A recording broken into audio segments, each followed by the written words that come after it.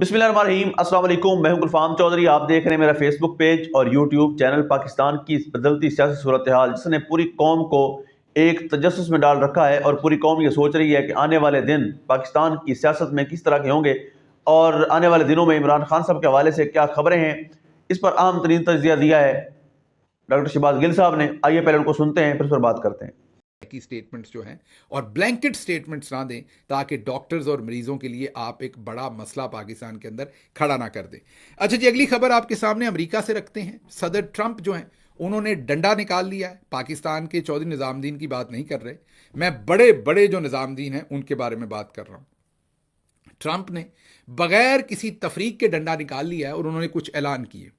एक तो जो अमेरिका और मैक्सिको के दरमियान में जो जो समंदर है जिसे गल्फ ऑफ मैक्सिको कहते हैं, उन्होंने कहा इसका नाम मैंने अब गल्फ ऑफ अमेरिका रखना है।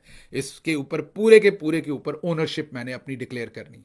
फिर जो पनामा कैनाल है जिसके अंदर से बहुत सारा ट्रेड होता है, वो किसी ज़माने में अमेरिका ने ही उसको बनाया था या बनाने में मदद की थी, लेकिन फिर प्रेसिडेंट जिमी कार्टर के ज़माने में वो पनामा को दे दिया गया था। बहुत सारे कुछ हालात हुए थे, होस्टेज थे, बहुत कुछ था, उस पर किसी दिन और डिटेल में डिस्कशन करेंगे। लेकिन वो पनामा को दे दिया था, पनामा के कंट्रोल में चला गया था। अब सदर जो ट्रंप है वो ये कहते हैं कि पनामा ने उसे आगे चाइना को दे दिया है जो हमारी सिक्योरिटी के लिए ख़तरनाक है, तो मैंने उस पर कब्ज़ा करना है वापस, भले उसके लिए मुझे फ़ौजी ऑप्शन ही क्यों ना इस्तेमाल करना पड़े।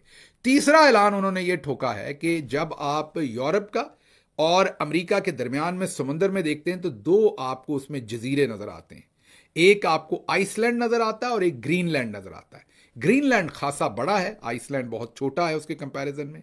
तो अब सदर ट्रंप ने कहा है कि ग्रीनलैंड पर भी हमने कब्जा करना है और उस पर शायद डेनमार्क के कोई हकूक हैं उसके ऊपर। 17वीं सदी से डेनमार्क क्लेम करता है या 18वीं सदी से कि उनके उसके ऊपर हकूक हैं।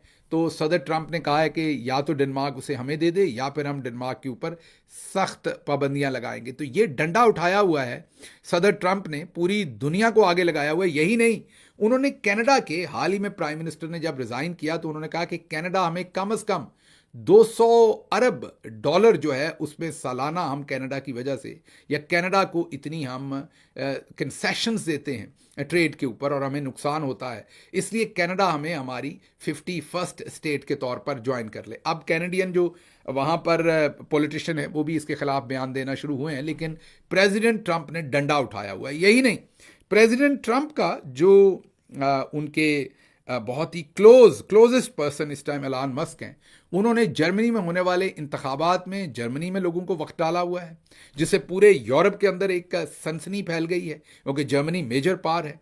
और उसके साथ साथ जो इस वक्त ब्रिटिश प्राइम मिनिस्टर हैं उनके खिलाफ भी एलन मस्क ने एक ऐसा डंडा उठाया हुआ है कि ब्रिटिश प्राइम मिनिस्टर जो हाल ही में प्राइम मिनिस्टर बने थे उनको भी अपनी हुकूमत जो है वो बिल्कुल हिलते हुए नजर आती है। अब आप सोचेंगे कि मैंने ये सारी डिटेल आपको क्यों बताई है। ये सारी डिटेल मैंने आपको इसलिए बताई है कि एक तरफ सदर ट्रंप ने शायद ही कोई मुल्क छोड़ा हो, कल उन्होंने यूक्रेन पर भी खुल के बात कर दी कि यूक्रेन को वो उस तरह से मदद नहीं करेंगे, और उन्होंने खुल के कह दिया कि पुतिन जो है उसकी जो यूक्रेन के बारे में जंग या खदशात है उसमें बहुत वजन है, क्योंकि हमें यूक्रेन को नेटो का हिस्सा बनाने के लिए इतना आगे नहीं जाना चाहिए था। बाइडन ने इसे मिस हैंडल किया और जब पुतिन के दरवाजे पे जाके एक नेटो का मुल्क बना दिया तो उन्होंने रिटेलिएट तो करना था। तो सदर ट्रंप ने कहा कि मैं उनकी पोजीशन को समझता हूं। तो आप समझ सकते हैं कि पूरी दुनिया की जो इस्टेब्लिशमेंट है उसको प्रेसिडेंट ट्रंप जो है वो जोल्ट दे रहे हैं।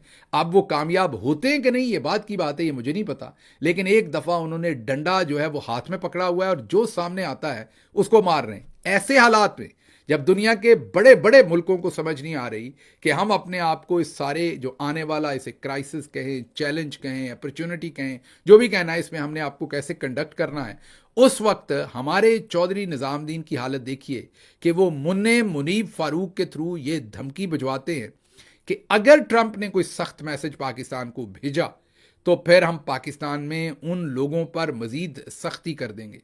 ज़रा चेक कीजिए, कॉन्फिडेंस हो तो ऐसा कॉन्फिडेंस चेक कीजिए। मैंने अभी आपको ट्रंप के पिछले 1-2 दिन के ये सारे कारनामे बताए हैं, लेकिन आगे से हमारा कारनामा क्या है, हमारा कॉन्फिडेंस लेवल क्या है, वो आपके सामने जो मैंने बताया है। मतलब हम वो शायद मेतला ने बड़ी खूबसूरत बात कही है कि हमने लाहौरी ब्रांड के जो सहाफ़ी हैं उनको छोड़ा हुआ है, और यकीन कीजिए कि ऐसे बच्चे जो हैं उनको सब्ज़ी वाला धनिया भी मुफ्त नहीं देता साथ, लेकिन वो सोचिए कि कैसी कैसी वो तड़ियाँ लगा रहे हैं, और वो भी सीधी प्रेसिडेंट ट्रंप को। अच्छा जी, अगली खबर जो इसी से रिलेटेड है कि हमारा कर्जा जो है वो अप्रैल 2022 जब इमरान खान की हुकूमत को हटाया गया 43,500 बिलियन रुपीस था, और जब ये गवर्नमेंट मिली थी तो ये ज़्यादा इसमें से कंपोनेंट कर्जे का उस टाइम मौजूद था जब इमरान खान को मिली थी हुकूमत। बहुत कम कर्जा इमरान खान ने इसमें ऐड किया था, और वो भी मजबूरी थी, जो कर्ज़ों के सूद देने थे उसके लिए कर्जा लेना पड़ता था। वैसे तो गवर्नमेंट को बहुत ही कफ़ायत शारी के साथ चलाने की कोशिश की जा रही थी। अब इन 2 सालों में आप कह लीजिए, या आप इन तकरीबन 3 साल अब तो हो गए, इन 3 सालों में या पौने 3 सालों में जो 43,000 जो अरब का कर्जा था वो 70,400 बिलियन रुपीस का हो गया है। ये ऑलमोस्ट डबल के थोड़ा सा करीब पहुंच गया है। 90 मिलियन हो जाएगा तो डबल हो जाएगा, तो डबल से थोड़ा कम कर लीजिए, 60-70% जो है वो उसमें इजाफा हो गया है विद इन 3 ईयर्स। ये जो 43,000 था ये पाकिस्तान के पूरे पिछले 75 साल का कर्जा था। अगले 2-3 सालों में आप ये देख लीजिए कि ये उसके अंदर तकरीबन कम अज़ कम भी नाना करते हुए भी 30 अरब जो है उसका इजाफा कर दिया गया है। अच्छा जी, अगली खबर भी इसी से रिलेटेड है कि पाकिस्तान जाली तरीके से, आर्टिफिशियल तरीके से डॉलर की कीमत नीचे रखने में, और जो बाहर से हमें कर्जे नहीं मिल रहे, SIFC नाकाम हुई, उन तमाम चीज़ों को कंट्रोल करने के लिए नोट छाप छाप कर पाकिस्तान के अंदर से लोकल मार्केट से हर साल 9 बिलियन जो डॉलर्स हैं वो खरीद रहा है। पिछले साल पाकिस्तान ने लोकल मार्केट से 9 बिलियन डॉलर खरीदे हैं।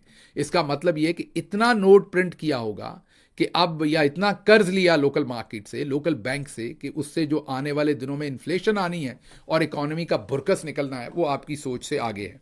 आखिरी खबर जो आपके सामने रखनी है वो यही है कि एक तरफ मरियम साहबा ने चाइना के ऊपर ये पूरे का पूरा उन्होंने आपके सामने जो बिल्ड किया, उसके साथ साथ सरगोदा में कार्डियोलॉजी के हॉस्पिटल के ऊपर भी चलते चलते उन्होंने बहुत बड़ा झूठ बोल दिया, गलत बयानी कर दी, फिर मैंने झूठ बोल दिया कह दिया, फिर औरत कार्ड निकल आना है तो जनाब मैं झूठ बोल दिया वापस ले लेता हूँ।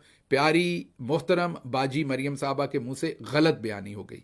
तो हमारी मुनाफकत ऐसी है कि हम कुछ चीज़ों में बिल्कुल स्विट्ज़रलैंड से भी आगे हैं और कुछ में हम अफ्रीका के मुल्कों से भी पीछे हैं। तो अगर आपने बाजी के बगैर ये बात कह दी तो फिर आपने तौहीन कर दी है और औरत कार्ड निकल आना है।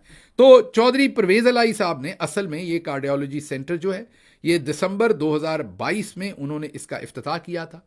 फिर बाद में जब मोहसिन नकवी आए तो उन्होंने इसे बंद कर दिया, और अब दोबारा जो काम शुरू किया हुआ था चौधरी परवेज़ अलाई ने, उसी के ऊपर दोबारा तख्ती मरियम साहबा लगा रही हैं और क्लेम कर रही हैं कि ये हॉस्पिटल जो है उन्होंने शुरू करवाया।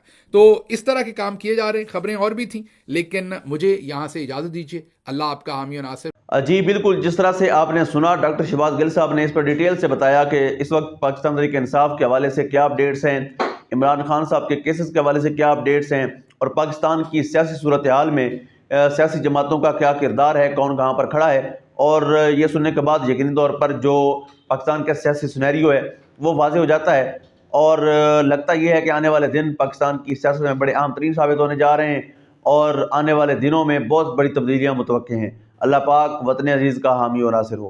पाकिस्तान जिंदाबाद।